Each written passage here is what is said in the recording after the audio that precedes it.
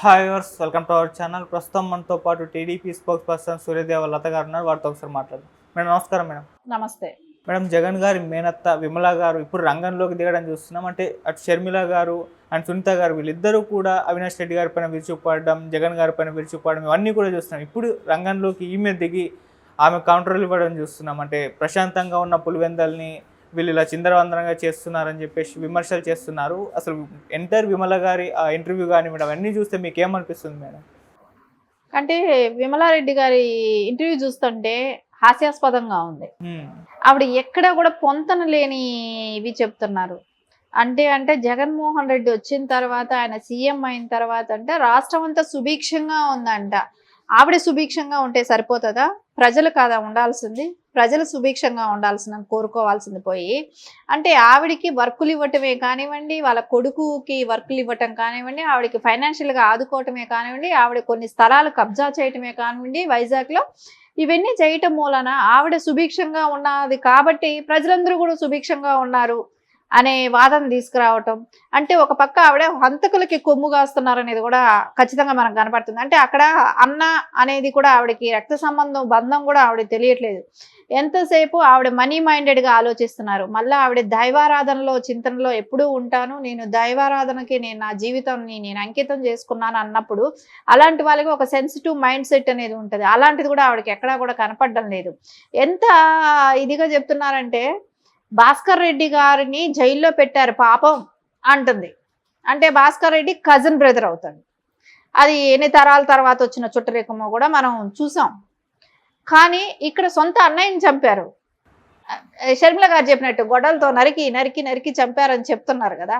అది అన్నిసార్లు ఆయనకి గొడ్డలతో నరికినప్పుడు ఆయన పడ్డ బాధ కూడా ఆవిడకి సొంత చెల్లెలు కాబట్టి ఆవిడకి కొంచెమైనా అది అనిపించాలి. అంత ఘోరంగా చంపింది ఎవరు? ఆ ప్లేస్లో ఉన్నది కూడా మేనల్లుడు, ఒక సీఎం హోదాలో ఉన్నాడు. 5 సంవత్సరాలుగా కూడా ఎక్కడ దాని గురించి ఇప్పటి వరకు కూడా హంతకుడిని కొమ్ముగాస్తున్నాడని చెప్తున్నారు. అసలు ఆయనే కూడా బహిరంగంగా ఏం చెప్తున్నాడు? కడప ప్రజలకు తెలుసు, దేవుడికి తెలుసు, చనిపోయిన బాబాయికి తెలుసు అని అంటున్నాడు. చిన్నాన్నకు తెలుసు అని చెప్తున్నాడు కదా. అలాంటి చిన్నాన్నకి తెలిసినప్పుడు అంటే ఆ చిన్నాన్న చెల్లెలైన ఈవిడికి తెలియట్లేదా? సొంత చెల్లెలైన ఆవిడికి తెలియట్లేదా? అంటే అవినాష్ రెడ్డి మీద ఉన్న ప్రేమ సొంత అన్నయ్య మీద లేదా?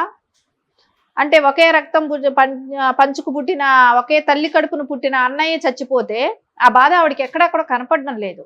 ఆవిడకి ఎంతసేపు అధికార దాహం అనేది కనపడుతుంది. ఇప్పుడు జగన్మోహన్ రెడ్డి సీఎంగా ఉన్నాడు కాబట్టి ఆవిడ వంతపాడుతున్నట్టే కనపడుతుంది. సరే, కొంగు చాపు అడిగారా, వాళ్ళు ఓట్ల కోసం అడిగారా, ఏం అడిగారు అనేది ప్రజలకు ఒక అవగాహన అనేది ఉంటుంది. సరే, నీకెందుకు, ఊలికెందుకు, నువ్వెందుకు భయపడుతున్నావు? నువ్వెందుకు వాళ్ళు వెనకేసుకొస్తున్నావు? జగన్మోహన్ రెడ్డిని, నువ్వు అవినాష్ రెడ్డిని ఎందుకు వెనకేసుకొస్తున్నావు? అంటే నువ్వు లబ్ధి పొందావు కాబట్టి నువ్వు వెనకేసుకొస్తున్నావు అనేది ఇక్కడ స్పష్టంగా అందరికీ తెలుస్తుంది. ఆవిడ చెప్పే మాటలకి ఎక్కడ పొంతను కూడా తెలియట్లేదు.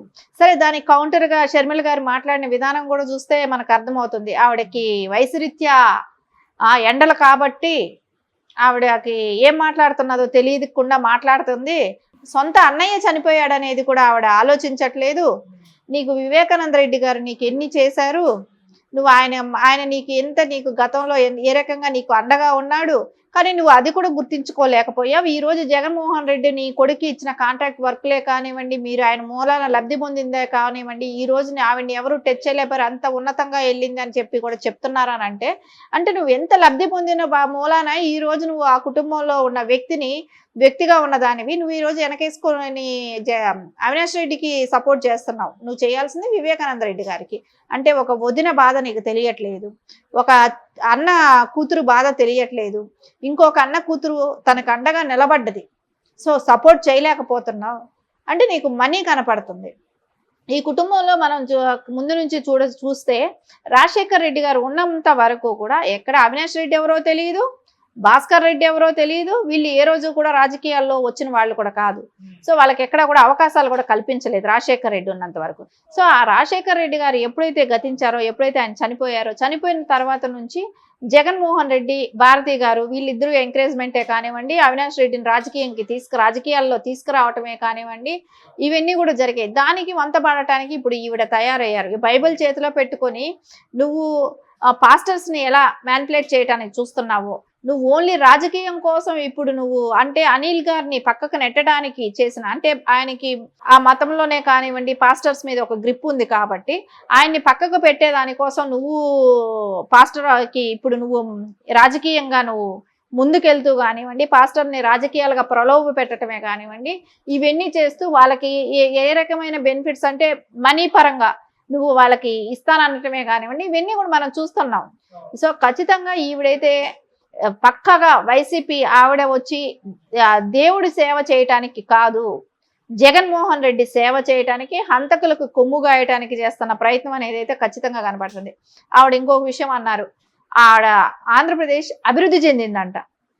సో ఎక్కడ అభివృద్ధి చెందిందో చూపెట్టండి. ఆ కుటుంబం అభివృద్ధి చెందితే చాలా, ప్రజలు ఎక్కడ అభివృద్ధి చెందారు? ఒక స్టేట్ వచ్చిందా ఇప్పటి వరకు? క్యాపిటల్ సిటీ వచ్చిందా?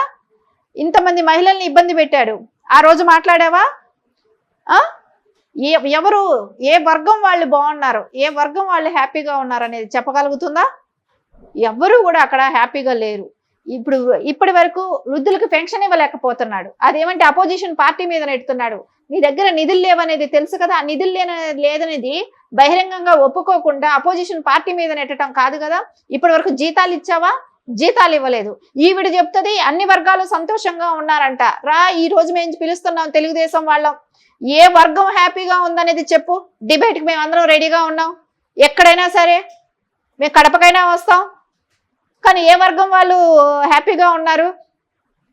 నువ్వు నీ స్వలాభం కోసం జగన్మోహన్ రెడ్డి పొగడటం కోసం నువ్వు ఈ రోజు నీ ఫ్యామిలీని నువ్వు అంటున్నావు, మా ఫ్యామిలీ విషయాలు ఏ రోజు మేము బయట రాలేదు అట్లా ఇలా అంటున్నావు. నీ ఫ్యామిలీ ఏ రోజు బయట వచ్చిందా లేదనేది ప్రపంచం మొత్తానికి తెలుసు, ఎందుకంటే ఫ్యాక్షన్ రాజకీయాల్లో ఉన్న కుటుంబమే కాబట్టి. అది ఈ రోజు కొత్తగా మీరు రావాల్సింది ఏమీ లేదు, అది గతంలో కూడా బయట వచ్చిన వాళ్ళే.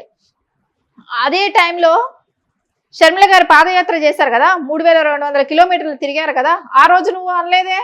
ఆ రోజు ఆవిడ బయట వచ్చి తిరిగిందిగా. ఆ రోజు అమ్మ నువ్వు ఆడపిల్ల, నువ్వు రావద్దు, నువ్వు ఇంట్లోనే ఉండని ఆ రోజు ఎందుకు అనలేదు? అంటే నీ అవసరాల కోసం, మీ అవసరాల కోసం ఆ రోజు అవసరం అయింది. సరే, ఇవన్నీ మేము ఎందుకు మాట్లాడుతున్నారు? ఒకవేళ తెలుగుదేశం వాళ్ళు మీరు మా కుటుంబ విషయం కదా అని అంటారేమో. అనడానికి మేము చెప్తున్నాను, నువ్వు ఏ రోజైతే వచ్చి బహిరంగంగా ఇలాంటి మాటలు మాట్లాడావో అలాంటప్పుడు మేమందరం కూడా అది పబ్లిక్ ఇష్యూ. వివేకానంద రెడ్డి గారిని చంపింది అది పబ్లిక్ ఇష్యూ, న్యాయం జరగలేదనేది అందరం అడుగుతాం, ముక్త కంఠంతో అందరూ అడుగుతారు. సో ఎక్కడ నువ్వు దొంగలకి కాపు కాస్తున్నారు, హంతకులకి కాపు కాస్తున్నారు అనేది మేము ఖచ్చితంగా క్వశ్చన్ చేస్తాము, చేస్తుంటాం కూడా. నువ్వు అంతగా నువ్వు జగన్మోహన్ రెడ్డి చేసిన అభివృద్ధి ఏదైనా ఉందనంటే రా, ఓపెన్, ఎవరితోనైనా వచ్చి చర్చ పెట్టు. నువ్వు ఏం అభివృద్ధి చేశారు అనేది వచ్చి నువ్వు చెప్తే కూడా మంచిగా ఉంటుంది అనిపిస్తుంది. మంచిది కూడా నువ్వేం చేస్తున్నావు అనేది చెప్పటానికి ప్రజలకి నీకు అవకాశం మేము కల్పిస్తున్నాం, వచ్చి చెప్పు, మేము చెప్తాం. ఎక్కడ అభివృద్ధి జరిగింది, ఏం చేసావు అనేది మేము క్వశ్చన్ చేస్తాం, నువ్వు వచ్చి చెప్పు. అదే అభివృద్ధి అంటే నీకు సంబంధించిన 4 మైకులు పెట్టుకొని నువ్వు మాట్లాడితే కాదు కదా. సో ఏపీ అభివృద్ధి చెందింది అంటానికి ఏపీలో ఉన్న ప్రజలకు కడుపు మండుతుంది నువ్వు మాట్లాడే మాటలు చూస్తూ అంటే నువ్వు అభివృద్ధి చెందితే కుటుంబం మొత్తం అభివృద్ధి చెందితే, వైసీపీ వర్గంలో ఉన్న వాళ్ళు అభివృద్ధి చెందితే రాష్ట్రం మొత్తం అభివృద్ధి చెందినట్టు కాదు కదా. సో దీనికైతే ఆవిడ మాట్లాడిన దానికి ఎక్కడ పొంతన లేదు, ఆవిడకి అంత రాజకీయ అవగాహన లేదు. కాకపోతే మనీ మీద ఉన్న ఒక వ్యామోహం అంటారు చూసారా, ఆ ఇష్టంతో డబ్బులు పడేస్తే మాట్లాడే రకాలు కాబట్టి.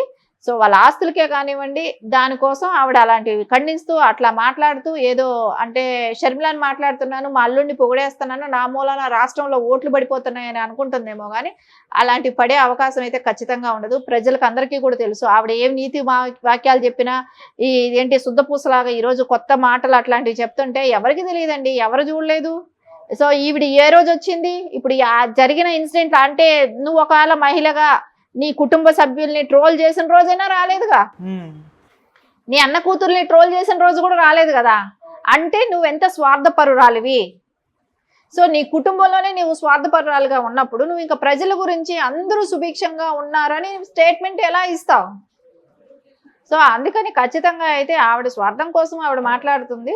దాని గురించి ఎవడు ఆవిడ చెప్పిన మాటల్ని దాన్ని సీరియస్గా తీసుకోవటమే కానివ్వండి, ఆవిడ అదే చెప్తున్నారు కదా ఎండాకాలంలో ఏం మాట్లాడుతుందో తెలియదు కాబట్టి దాని గురించి లైట్గా తీసుకోవటమే బెటర్ అనిపిస్తుంది. Okay madam, thank you so much. Thank you.